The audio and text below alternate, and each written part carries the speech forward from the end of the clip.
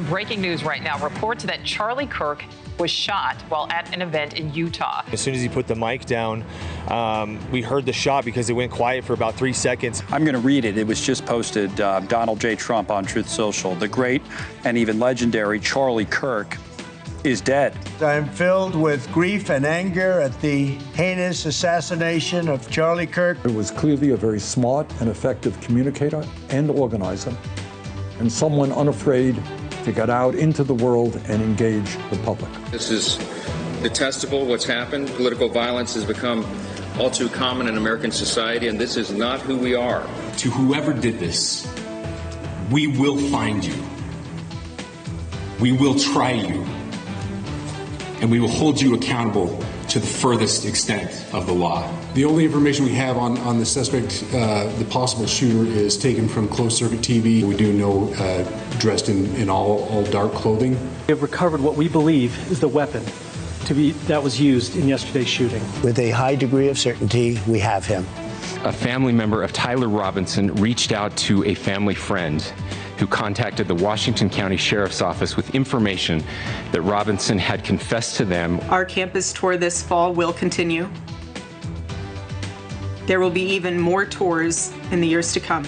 A week that changed the way America thinks and talks about politics. As the nation confronts the growing trend of political violence, we're here to talk about the effects and the solutions. On today's episode of The Hill Sunday, a discussion with one of America's leading political philosophers, Yuval Levin, on how the Constitution can steer us back to safer waters. But the world will not wait for the United States to sort out its political dysfunction. House Intelligence Committee Chairman Rick Crawford is here to tell us about the latest on the Russia-Ukraine war and the new threats to NATO. And Democrat Haley Stevens of Michigan on the shutdown struggle in Congress and her own bid for a hotly contested Senate seat in the Great Lakes state. All that and our best in the business panel of journalists. The Hill Sunday starts now.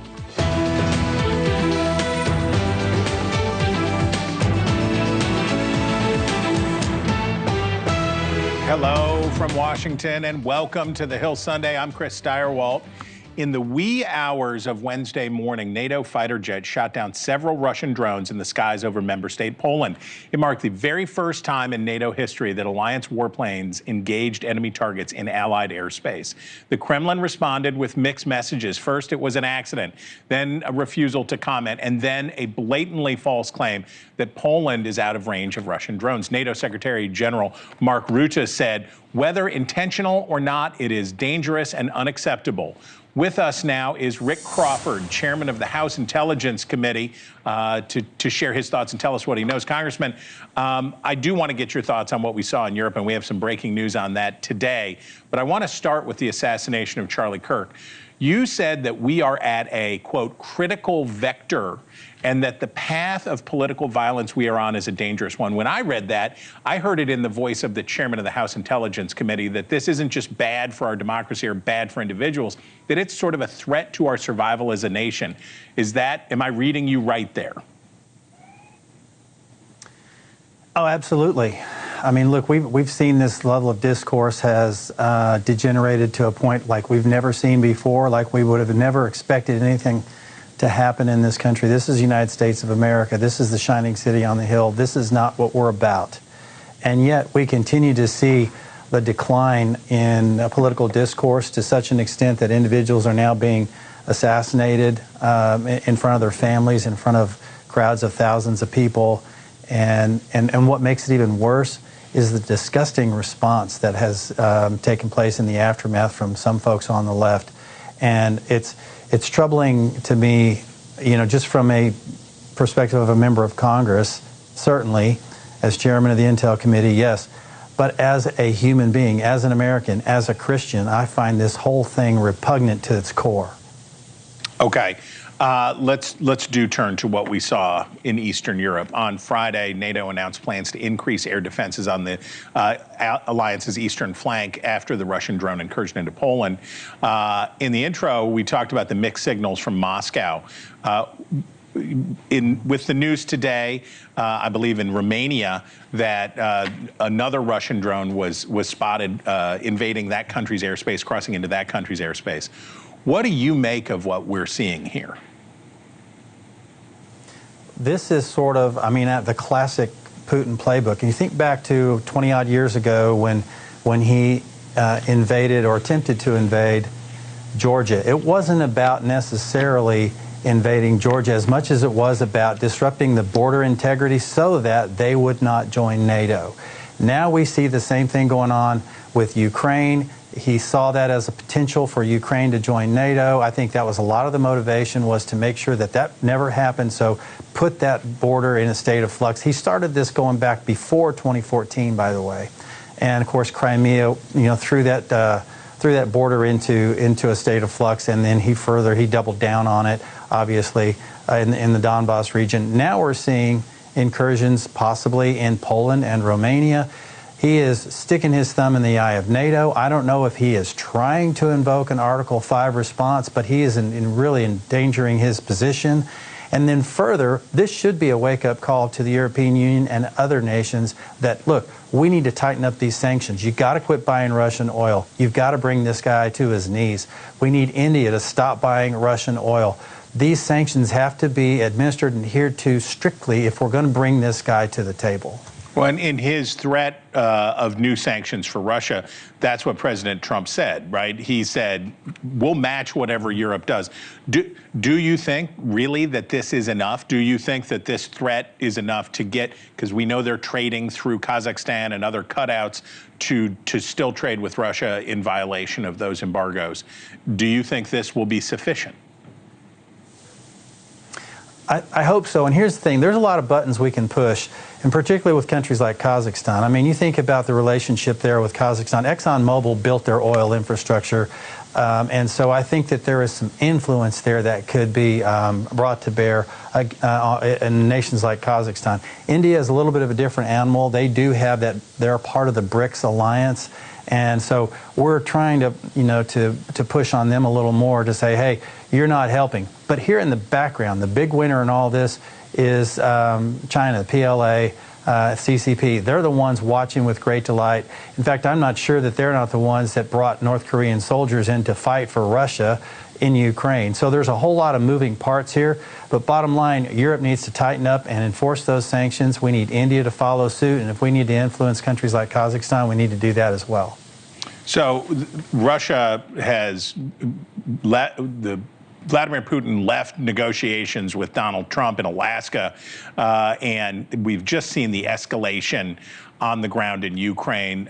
Just last week, Russia bombed a crowd of older Ukrainians in line to pick up pension payments, killing at least 23 people. So we see that, and then we see Russia, we see Putin appearing with, you mentioned India and China. We see Vladimir Putin appearing in a show of solidarity with Modi from India and Xi Jinping from China. Is that a real deepening alliance? Is that just a photo op? What do you make of those deepening ties? I do think it's a photo op. And you think about the relationship with China and India, it is fractious, to say the least. They have border disputes routinely. We know that there are issues there between India and China, and nevertheless, they are a part of that BRICS compact along with Russia.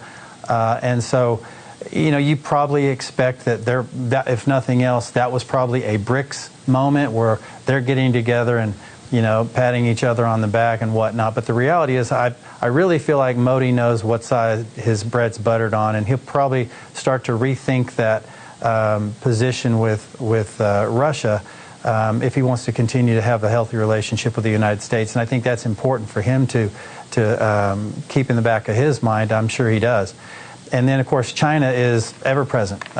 China is doing everything they can to instigate, to provoke, to do whatever they can in the background to make this a much more difficult operation for President Trump. But the reality is President Trump's doing everything he can, but he's got to have some willing partners. And I'm not talking about just Russia.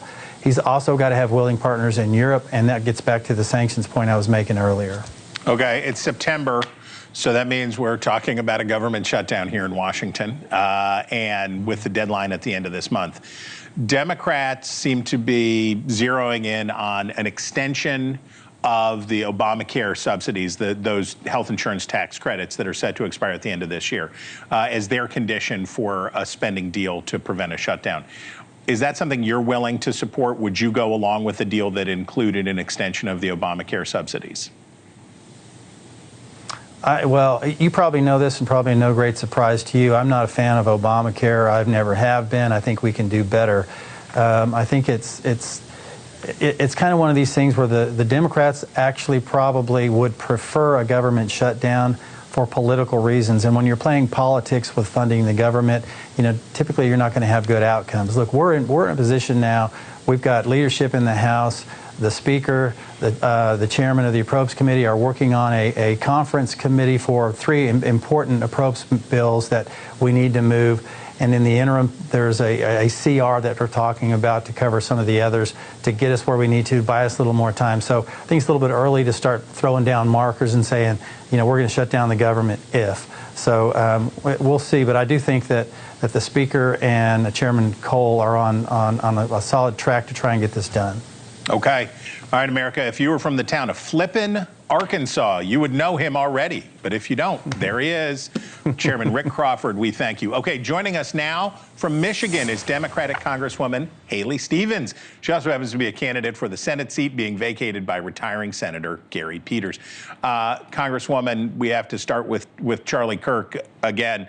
You, along with almost every Democrat nationally, in the moments after the murder, condemned political violence, offered condolences to his family and his supporters. We've heard touching and sincere pleas of a similar kind from Democrats ranging from Bernie Sanders to Hillary Clinton. Many Republicans, though, including the president, are now saying, and we just heard Chairman Crawford say it, about this is a problem of the left, right? This is the left response to this shows a problem with violence. Now, you're a Michiganian. You know this is not a one-sided problem. The plot to kidnap Gretchen Whitmer, there were reports I read of bomb threats against Michigan lawmakers just last week. But after acts of violence from assailants on the right, we've heard similar rhetoric from some Democrats about the violent tendencies on the right. So how do we ever break this cycle, right? How do we ever get out of this cycle as a country where each side can only see the problem on the other side? Yeah, I want to be a part of that solution.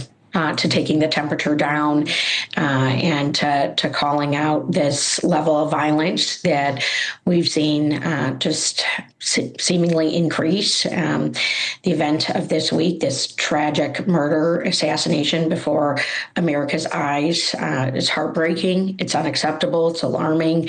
And we need to do better. We need to call out violence. We need to get a better understanding of what led to this. I still have a lot of questions, but more so, Chris, I want to be a part of the solution here in terms of tackling violence, political violence, because, of course, for public figures, it's alarming, but it's also alarming for people who want to participate in our political process, who want to go to events and hear from public figures or elected officials and the like. Okay, now down to business. Many in your party were furious back in March when Senate Democrats went along with the short-term funding deal and have vowed to force a shutdown this time. But others in your party want to use this moment and this month's deadline to get Republicans to agree to extend health insurance tax credits, the ones I was just talking to Chairman Crawford about. Where are you on this, on the shutdown versus deal? How do you think about the coming confrontation? Yeah, I can tell you where I am as a representative of Michigan and someone who wants to see the best deal get done for the unique needs of my incredible state, one of just a handful of states in this country whose GDP is driven by manufacturing. It is our highest employer in our state. And, we need some relief from erratic tariffs that are hurting small businesses who I spent this summer hearing from on my Made in Michigan tour as I was campaigning across my state. Certainly rising costs is on the mind of everyone, and we can do something to work to lower costs. And I think we need to see that get done. But I just know Michigan in this moment, needs to be heard, and that's what I'm going to make sure gets done. Okay, you were among those Democrats who have, since the October 7th attack, been clear about what you see as Israel's right to defend itself. And after the U.S. attack on Iran, you spoke about the need to keep Iran from getting a nuclear weapon. But as the humanitarian crisis in Gaza deepens, other pro-Israel Democrats have been voicing increasing concern. I took note when the hawkish Adam Smith, ranking Democrat on House Armed Services, said he wanted to put limits on the sale of offensive weapons to Israel. That seemed like a signal moment for me. How do you see the situation, and what do you think of what Ranking Member Smith said? Yeah, I think we can all agree that pain and suffering of innocent people is heartbreaking. I certainly have been alarmed and so saddened by the images coming out of Gaza. As a member of Congress, I have voted every chance I could get to support humanitarian aid. I do think that Israel and the United States can work together in that regard. And I would also just say, I think we can all agree that the long-term goal here is a lasting ceasefire where, Hamas does surrender, where we do see the hostages come home. That continues to be a heartbreak, and this has gone on too long, and a lasting ceasefire can get to lasting peace for the people of Israel and people in Gaza. Okay. This is an issue that has notably roiled your next race. You are definitely I'd have to call you the front runner. You're the most prominent Democrat in a competitive primary to replace Gary Peters. Your opponents, particularly former Wayne County Health Director Abdul El Sayed, the self-described socialist, I think he's backed by Bernie Sanders. They have made a great deal out of your pro-Israel stances, answers like the one you just gave. This is a division that Republicans are very happy about. I noticed Karl Rove, none other than Karl Rove, wrote in the Wall Street Journal and said that Mike Rogers, who is the likely Republican nominee there, could end up winning this seat thanks to a divisive and expensive Democratic primary. This is something that we saw play out in the Democratic presidential primary in 2024 with the uncommitted movement. Michigan really has been the center of this fight, and now there you are. Tell me why you think Karl Rove is wrong. Well, look, I can tell you how I'm campaigning, and certainly the race that I'm building, which is that Mike Rogers says that he wants to rubber stamp Donald Trump, and that's not going to cut it for our state. We need a deal maker for our state. This is going to be the chief lawmaking role, and I've got the receipts on that front. I was just named the most effective House Democrat for Michigan, one of the most effective Democrats in the Congress. I have a track record of putting up my hand for the state of Michigan over and over again in these uncertain moments, particularly from the time period when I was working in the Obama administration on a bipartisan initiative to save our auto industry, save hundreds of thousands of Michigan jobs. I've delivered on the CHIPS and Science Act, where I played a lead role in getting that legislation done. And I'm going to tell you right now that that is what Michigan needs in the United States Senate.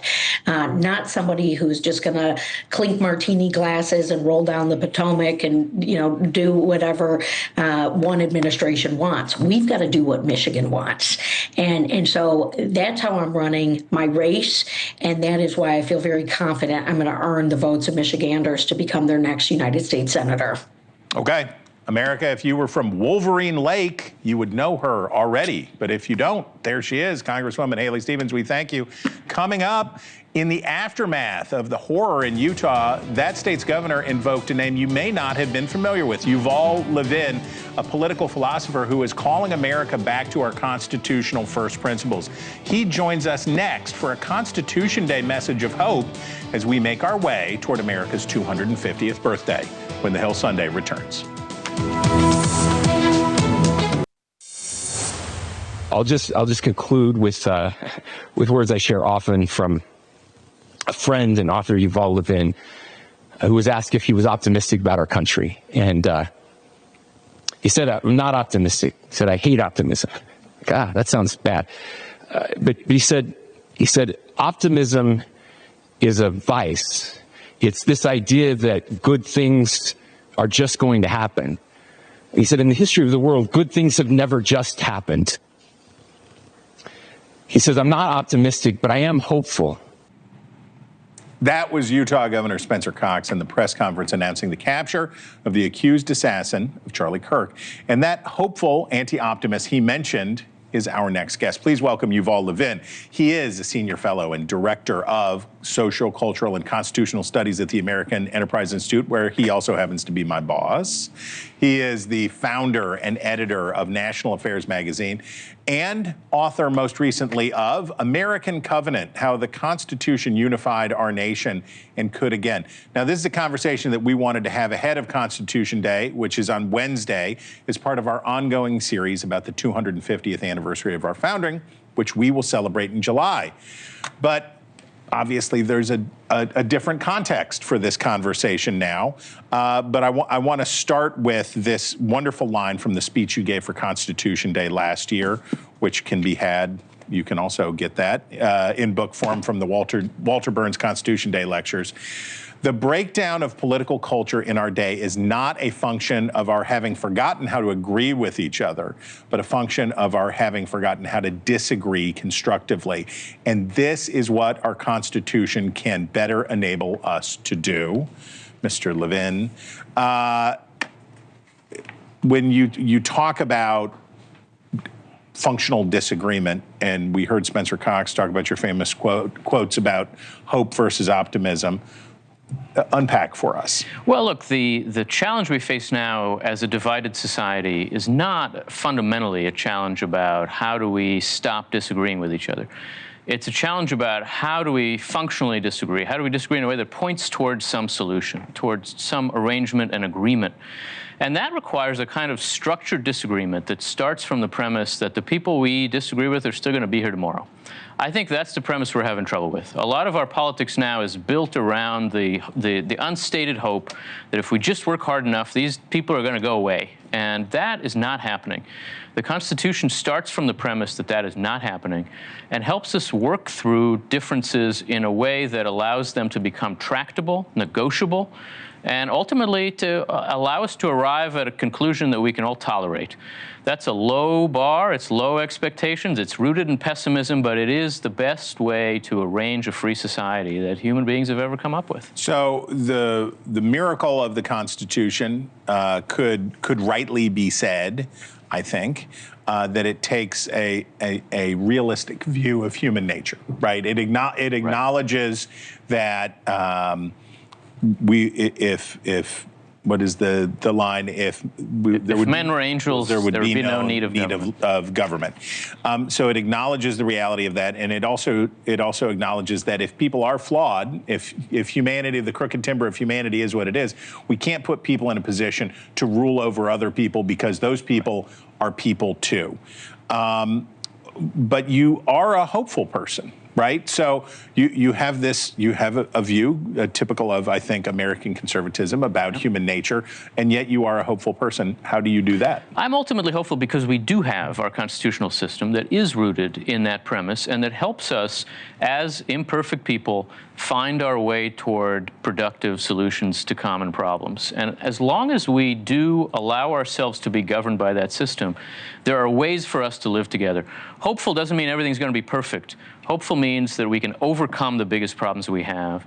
And ultimately, I think that neither optimism nor pessimism is the way to be a citizen in a republic, because those are both passive. They're both ways of saying what's going to happen is going to happen. We'll see. Hope says to you, if you work at it, if you make yourself worth it and worthy of it, then you can achieve a better life. I think that is the promise of America, and it's a promise our country's kept for a long time, and I do have hope that we'll continue to keep it. One of the things, and I cannot, I'm going to just keep holding this book up because everybody should buy this book.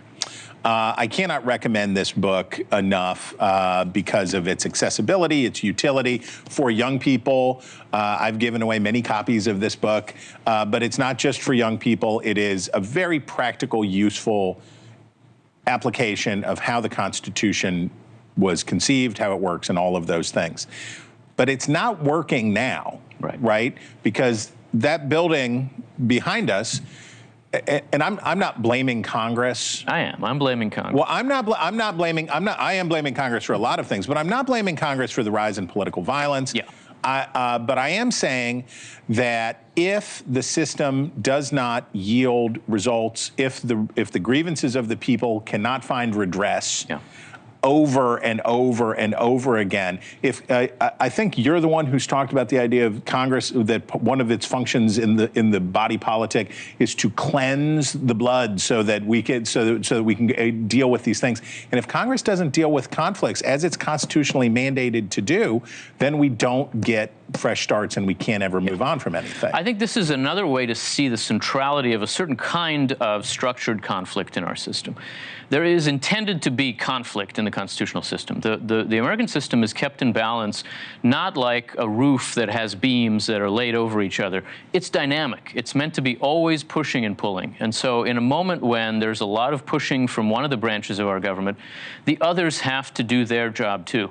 I think we're used to seeing a lot of titanic struggles now between the president and the courts. And so it's hard for us to see that it's the dog that isn't barking. It's the institution that isn't moving that is really at the core of the problem here. An assertive president would not have surprised the framers of the Constitution. A court that wants more power would not have surprised them. A Congress that doesn't want to do its job is a mystery. And I think that addressing that problem, changing the incentives that face members, helping the institution take on its central role, its primary role in the system, is really the constitutional challenge now. All right, last thing. Help us to think about and understand how unusual the Constitution is in world history, that this is, I guess, a singular achievement. Am I gilding the lily if I say that it's a singular achievement? You know, there's a kind of fashion in political science to say, look at the small European democracies. They're so much simpler. They're so much more Always democratic. The Swiss. Always. Yeah, the Swiss, the Norwegians.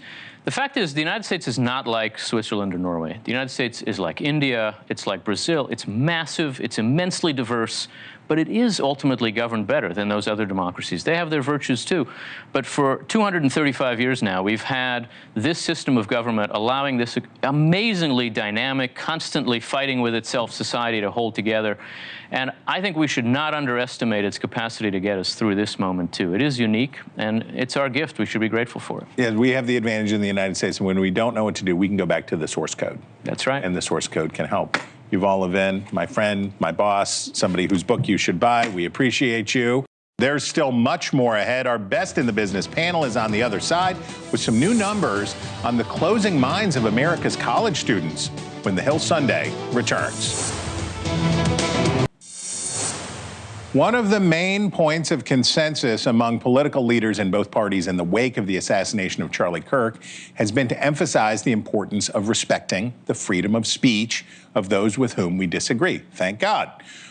Voices, not violence, right? But a new survey taken just before Kirk's murder suggests that the traditional virtues of the First Amendment are not exactly beloved on America's college campuses. On Tuesday, a new survey from the Foundation for Individual Rights and Expression found that 2/3 of college students believe in the heckler's veto, that it is acceptable to shout down a speaker on campus.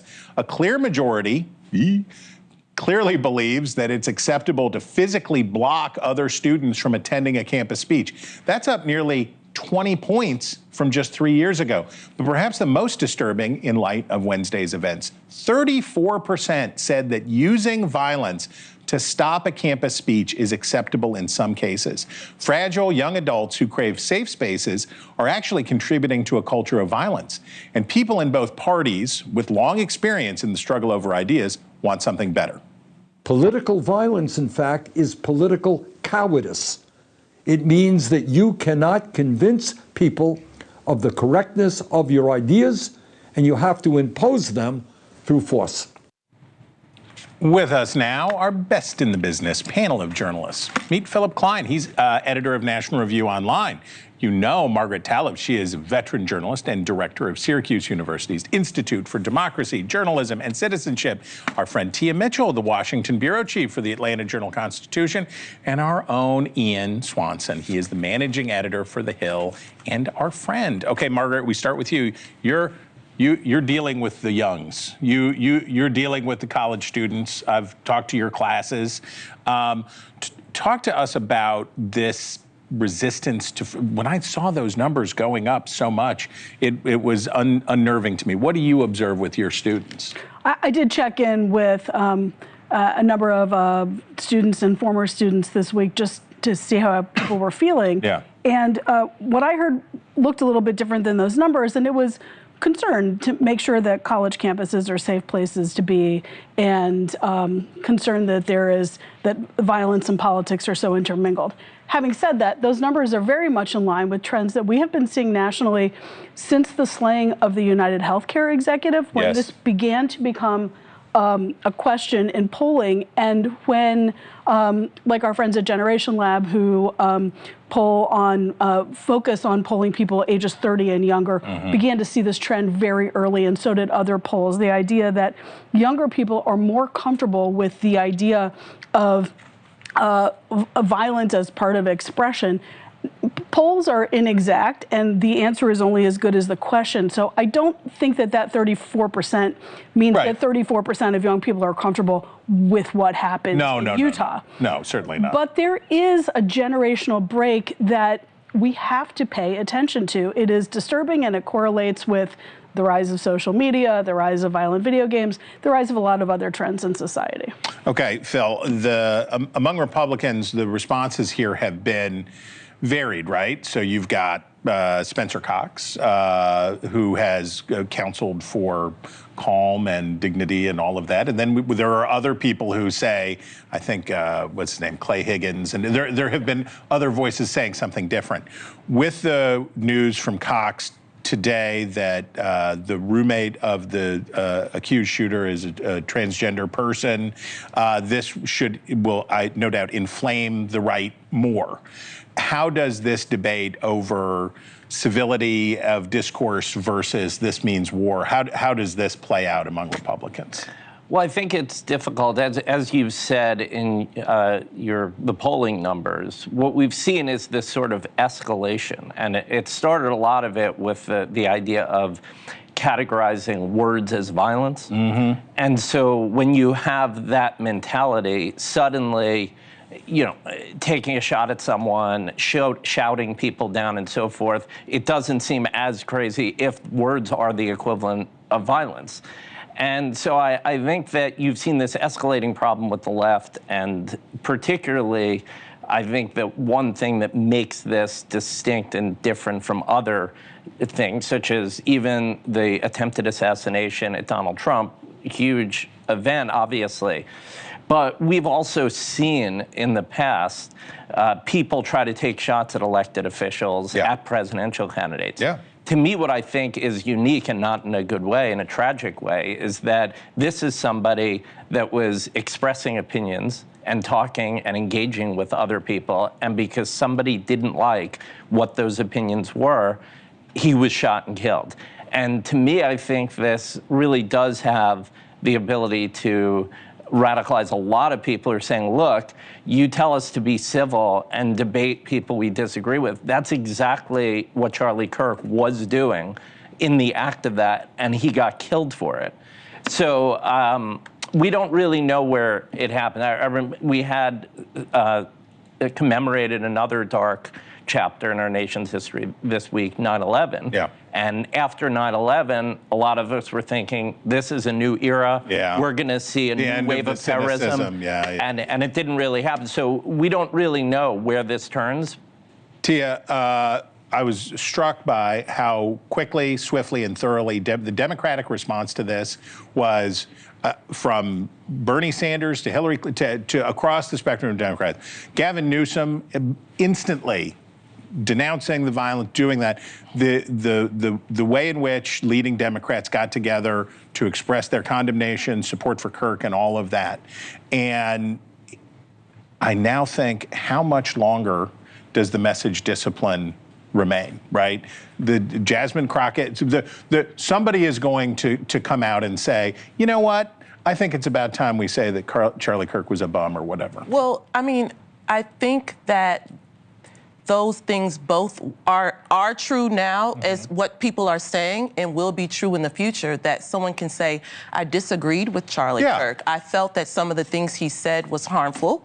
However, I do not think he deserved to die for the views he expressed. I do not condone political violence.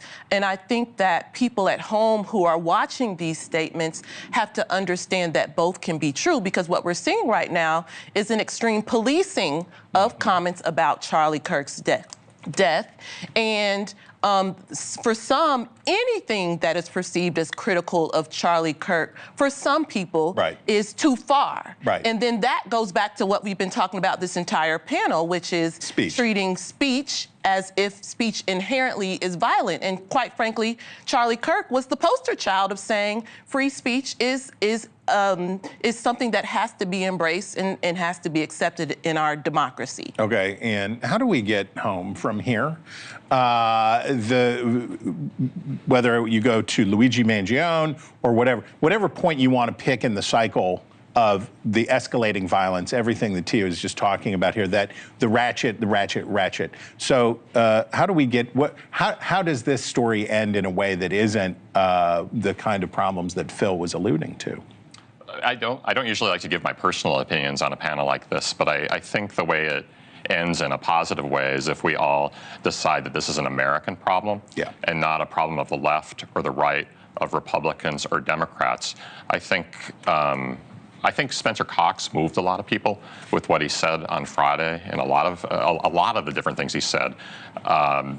In the end, there is one person who's really responsible for the assassination of Charlie Kirk, and it is the person who pulled the trigger. Yeah. Okay. All right. He didn't tell us how to get home, but he gave us some hope. All right. That's good. Hope is the theme today. Coming up, as new warning signs on the economy keep appearing, Congress has just 7 legislative days to come up with a compromise to keep the government funded. Can they get it done? What is our panel hearing? They'll tell us when the Hill Sunday returns.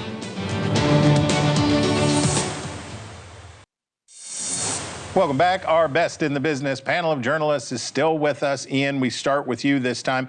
It's 16 days till the end of the federal fiscal year, but it's only 7 legislative days because they are going to take the week off for the Jewish high holidays. We're going to have a shutdown, right? Aren't we going to have a shutdown? I don't know, Chris, because so many people have predicted shutdowns over the last year and been wrong that I'm going to say I don't think we're going to have a shutdown. I think they're going to find some way to get around this, but it's going to be tough. Democratic leaders in the House and Senate this week said that Republicans need to do something on the expiring Obamacare subsidies for them to provide votes on even a short-term measure to keep the government open. And that's the question. Can they come up to some kind of a deal on that in the next 5 to 7 days? He looks and sounds like an ink-stained wretch, but in his heart, there are just beams of optimistic sunshine, hopeful sunshine coming out. Margaret, Democrats have, as Ian alludes to, struck on this thing that Obamacare subsidies are a great pressure point for Republicans who are feeling very sensitive about the cuts to Medicaid that were in the big, beautiful bill. Can they stick together on that? It's not just that, although that's true, but it's also that healthcare for the last 2 or 3 or maybe 4 cycles has been like the strongest unifier and turnout machine for Democrats. And so what you've got here is these are enhanced subsidies. So they've only been around since 2021. These are the COVID era subsidies. A temporary emergency subsidy, one would think, is supposed to expire, but we know that once you give people extra coverage, it's very hard to take it away. That's the rationale for expanding the Trump tax cuts, which are blowing a hole in deficit projections from here to eternity. And if this continues, it will help keep 4 million people on insurance rolls. If this goes away, you know, you've got almost everybody who is taking advantage of the marketplace. It's 24 million people. Almost all of those 24 million, like 22 million, could lose their insurance coverage. So if Democrats don't fight it, at least for a while, their own base could be very upset. Okay, Tia, you've been tracking the fraud charges against, the allegations of fraud against Lisa Cook, who's on the Federal Reserve Board. Now we have a report that the home that she bought in Atlanta, that she did list it as a vacation home, but they're going to get a rate cut because these economic numbers continue to be terrible, right? Probably. Yeah, exactly. So the Fed's getting ready to make a rate cut. So does some of the Trump pressure on the Federal Reserve ease once the cut comes in? I think so. I think some of the Trump, we know that President Trump sometimes can jump from topic to topic, interest to interest. So there's a chance that he could lose interest in overhauling the Federal Reserve if the rates are cut and he finds it less pressing to put in new members. He is likely going to get a new member as early as Tuesday, filling that one vacant position. So I think he might lose interest, particularly because as it looks less and less that he can justify removing Lisa Cook, then it'll be a bad look for him to be pushing for something that he's ultimately going to lose at. Okay, Phil, the markets have already said we're going to get a rate cut, so that's already basically priced. You saw the Dow surge. Investors love a rate cut, but stagflation fears are now a real thing, right? And when I talk to Republicans in Congress, I hear behind closed doors increasing anxiety about the economic numbers. At the center of this is a discussion about tariffs, right? The Supreme Court's we're expecting a ruling from the Supreme Court. Is there some point where tariff anxiety among Republicans manifests itself in some sort of a policy change or pushback from Congress? I think it's unlikely. As you know, your previous guest, our friend Yuval Levin, pointed out, Congress has been lax in asserting its authority, and this goes to both parties. Yes. Generally, when a president is in power, they don't see it's functioning a little bit more like a parliamentary system, which the president sort of is directing the party and the party follows that person. It's not an adversarial system where it's a separate branch of government. That's not how it's behaving. I think that a lot of Republicans who oppose the tariffs are hoping that the Supreme Court declares them unconstitutional so they don't have to, and let Trump rail against the Supreme Court instead of weak-kneed Republicans.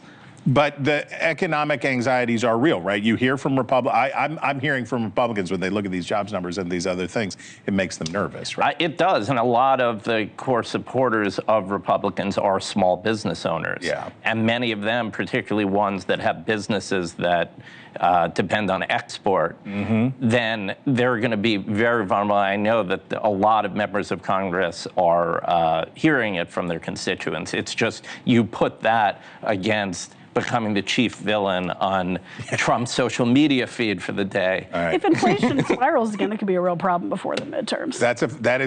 Everybody knows that. They knew that from the last election, right? That it definitely works. You guys work. Thank you for being here with us on this Sunday morning. It was a pleasure. Coming up, thank you for being a friend. Aw, your almanac is next.